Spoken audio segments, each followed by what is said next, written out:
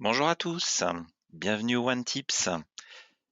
Je vous remercie pour vos connexions, pour que vous puissiez participer en live directement à ce One Tips, déjà le 40.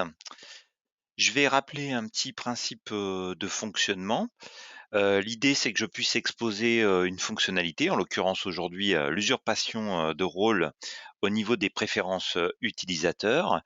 On va dire que je vais faire une présentation du concept pendant 10 minutes et après on aura un temps d'échange de 5 minutes pour des questions un petit peu plus particulières et l'idée c'est que tout le monde soit libéré pour midi.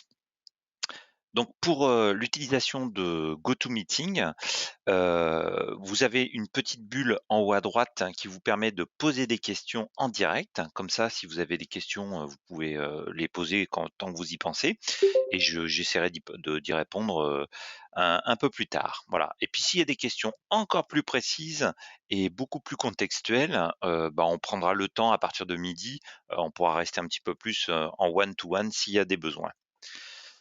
Voilà, donc l'objectif aujourd'hui, c'est de vous présenter une nouvelle fonctionnalité dans OneBase. Comme vous l'avez peut-être déjà remarqué, quand vous appelez Emma, souvent, elle peut usurper votre rôle, ce qui permet de voir vraiment le contexte dans lequel vous êtes connecté en tant qu'utilisateur. Et ben aujourd'hui, il est possible, cette fonctionnalité a été mise à disposition de l'ensemble des utilisateurs. Mais il y avait une problématique, c'est qu'on ne pouvait pas le faire, sans déroger aux règles de la RGPD, parce qu'en fait, par définition, on ne peut pas se connecter à la place de quelqu'un d'autre, sinon ça mettrait en péril l'intégrité des valeurs. Donc il a fallu trouver une solution où en fait, on garde son login, donc on garde en l'occurrence, par exemple pour moi, c'est Arnaud Lebert et par contre, je vais dire: «Je vais me connecter comme un certain rôle». Donc on va aller voir tout ça dans ma base de bac à sable de test. Je vais me connecter au système. Cette fonctionnalité est disponible à partir de la version 2.7.2. Donc si dans votre contexte, vous n'avez pas encore cette fonctionnalité-là, n'hésitez pas à nous solliciter pour demander la mise à jour. L'ensemble de ces mises à jour sont bien évidemment disponibles, quelle que soit, l'ergonomie que vous utilisez. Soit l'ancienne ergonomie avec le menu à gauche, soit la nouvelle ergonomie avec les menus, au-dessus. Donc, ça, quel que soit le type d'ergonomie, on a accès à 100 des fonctionnalités. Donc comment on peut avoir, c'est une notion qui est au niveau personnel, c'est-à-dire que c'est vraiment, lorsque je vois mon nom et mon prénom, à ce niveau-là, je vais dans préférences et là j'ai un nouvel onglet qui s'est ouvert et dans mes préférences, je vais pouvoir choisir utiliser les droits d'un autre rôle. Là, en l'occurrence, ce qui va m'intéresser, c'est de voir ce que voit un fournisseur. Parce que finalement, je vais, me connecter comme un fournisseur, le ferait. Donc là, j'enregistre, mais là, quand on a fait ça, c'est pas fini. C'est-à-dire que là, c'est effectivement, je vois l'ensemble de mes menus. Donc pour pouvoir rafraîchir, il faut toujours penser à cliquer sur le logo de ma marque. En l'occurrence, là, c'est une base OneBase, donc on voit le logo OneBase. Mais si on était dans un contexte client, il faut cliquer sur son propre logo.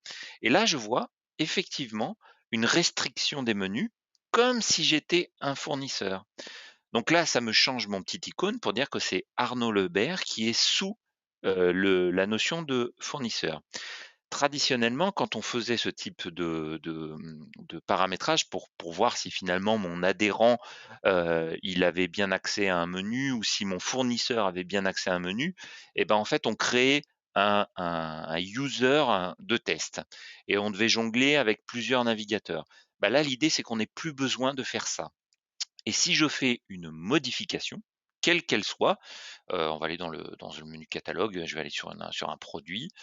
Si je fais une modification quelle qu'elle soit, mon produit test 2, j'enregistre. Donc là, dans ce contexte-là, je n'ai pas autorisé, si, j'ai autorisé, pardon, la notion d'historique, oui. Donc je vois bien l'historique où là, c'est bien quand même Arnaud Lebert, dans la traçabilité, qui est OneAdmin, qui a bien fait la modification. Par contre, je vois le contexte de ce fournisseur. Si je me reconnecte comme un one admin, c'est je reprends mon profil, normal. Alors, j'ai 2 façons de voir les choses, hein. Soit je vais dans préférences et je retourne, en mettant, je n'utilise pas de droit particulier, c'est-à-dire que je reprends ma place, directement, j'actualise sur mon logo. Ça revient au même que si je me déconnectais et que je me reconnectais. Donc là, on va aller voir dans la notion de contrôle d'accès, pardon, que dans ce rôle-là spécifiquement fournisseur, je n'avais aucun user particulier. C'est-à-dire que j'ai pas la contrainte de devoir créer des rôles et des utilisateurs particuliers. Alors ça a une limite quand même. C'est-à-dire qu'effectivement, je vois quels sont les menus qu'utilisent les uns et les autres. Par contre, si je veux vraiment me mettre à la place du fournisseur, je vais prendre un fournisseur qui va Nicole par exemple, quel je veux inviter, et ben, forcément je vais voir les autres fournisseurs si j'ai usurpé le rôle, parce qu'il n'y a pas de restriction sur, la fonction de Nicole. Par contre, si je crée un utilisateur qui était associé à mon fournisseur Nicole et que j'usurpe cet utilisateur-là, alors là, oui, en l'occurrence, je verrai la restriction sur ces éléments-là. Mais c'est vraiment le cas limite. Tout l'intérêt, c'est que maintenant, je vais pouvoir prendre en compte des notions d'usurpation, enfin pas d'usurpation, de voir le contexte de ce que voient mes utilisateurs en changeant mon rôle. Donc même si c'est un collègue de travail, on sait que c'est un chef produit, je peux me mettre à la place sans forcément reprendre le login et le mot de passe. D'accord? La seule contrainte, c'est que vous ne pouvez pas, pour des questions de sécurité, usurper le rôle one admin, c'est-à-dire notre rôle, et quelqu'un qui a un rôle en dessous de celui d'administrateur n'a pas accès à ces fonctions-là. Il faut vraiment être administrateur ou one admin pour pouvoir accéder à ces notions-là ou des contextes un peu particuliers où on est super plus à certains moments. J'aimerais profiter d'être dans cet écran-là pour vous présenter quelques éléments. Parce qu'en fait, bien souvent, en l'occurrence là je l'ai pas fait, heu, Emma au support ou un chef de projet en fait vous demande les ID. Donc c'est grâce à cet élément-là, mais je pense que la majorité des utilisateurs connaissent cette fonction-là, mais c'est grâce à ça qu'on va pouvoir voir les ID de OneBase. Un ID OneBase est peut-être moins enfin est plus certain, d'identifier un article parce que finalement un article peut être à plusieurs endroits d'un catalogue alors que finalement avec l'ID OneBase, on est sûr de parler de la même chose. Pareil, on va pouvoir aussi afficher les temps d'écran de OneBase. On va pouvoir afficher des modes de debug. On va pouvoir désactiver des doubles clics parce que ça, c'est le désactivation du double clic est surtout intéressant pour les gens qui utilisent OneBase dans un contexte avec des tablettes, que ce soit des tablettes Samsung ou des iPads. Désactiver les raccourcis clavier, pareil, c'est toujours pareil, c'est pour les contextes des tablettes. Ouvrir des fichiers au lieu de les télécharger. Donc ça peut être intéressant, quand on veut aller plus vite, c'est-à-dire que quand on clique sur un lien d'un fichier, en fait, ça va nous l'ouvrir au lieu de le télécharger. Restreindre mes permissions en lecture-écriture. Donc ça, c'est vraiment des contextes un peu, directement ou la notion de copier-coller en texte brut par défaut. Ça peut être aussi des choses, intéressantes, lorsque je fais du copier-coller directement. Donc toutes ces préférences, vous pouvez les activer et moi je vous conseille surtout, afficher les ID OneBase et parfois, exécuter les temps de OneBase quand on a le sentiment que quelque chose ne va pas assez vite. Et là, en fait, le temps d'exécution, c'est le temps d'exécution du serveur. Et donc, si on voit que là, il y a 2 dixièmes de seconde pour afficher une page, mais qu'on a un ressenti utilisateur qui est à 1 seconde ou 2 secondes, c'est qu'on a un problème de connexion. Voilà. C'est comme ça qu'on peut distinguer si on a un problème sur le serveur. Par contre, si le temps d'exécution ici, il nous écrit 5 ou 6 secondes, c'est que là, c'est OneBase qui rame par rapport à une exécution. Donc, pour revenir sur la notion de contrôle, d'accès, en fait, ça me permet directement d'aller voir, le contexte d'un de mes collègues, de travail ou d'un de mes fournisseurs lorsqu'il m'appelle pour être sûr que, finalement, il ait bien accès à la fonction qu'on lui a proposée.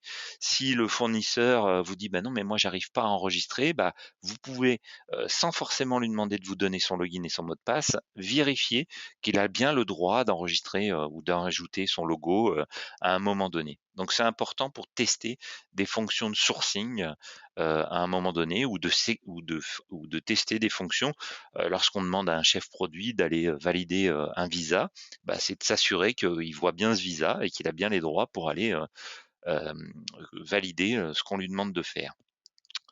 Donc ça permet, de pouvoir vérifier sans forcément, partager des logins et mots de passe et toujours rappel très important, un login et un mot de passe, ça se prête pas, c'est personnel, c'est comme la brosse à dents. Parce que sinon, on peut avoir des surprises où finalement, bah, au bout de quelques semaines, on se dit: «Mais tiens, mais pourquoi, Arnaud, il a fait cette modification-là alors que j'ai jamais travaillé dans son contexte-là?» Bah, pour être certain que c'est bien que nous qui faisons ça, bah, on prête pas son login, on prête pas son mot de passe. Dernier rappel aussi, on fait pas des logins, marketing, communication parce qu'en fait, finalement, ça déresponsabilise complètement et on ne sait plus qui a fait quoi. Donc, il y a autant de logins que vous voulez dans OneBase, vous pouvez en créer autant que vous voulez, créer autant de rôles que vous voulez, une granularité, extrême si vous le souhaitez. C'est-à-dire que si on a besoin d'avoir, un rôle de chef produit, un rôle d'assistant chef produit, un rôle d'alternant chef produit, bah, on peut créer autant de rôles que l'on veut pour pouvoir, avoir cette fameuse granularité pour qu'on puisse avoir plutôt que tout le monde soit administrateur, ce qui au bout d'un moment n'a plus beaucoup de sens en termes de workflow. Est-ce que quelqu'un a des questions particulières sur ce sujet-là? Alors je vois que oui.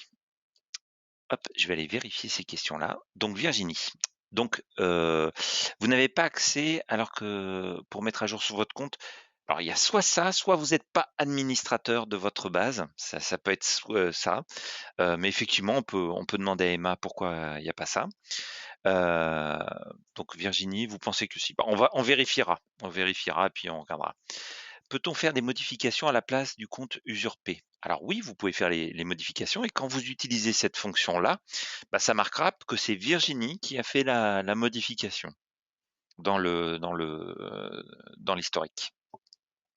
Voilà. Est-ce que quelqu'un d'autre a des questions?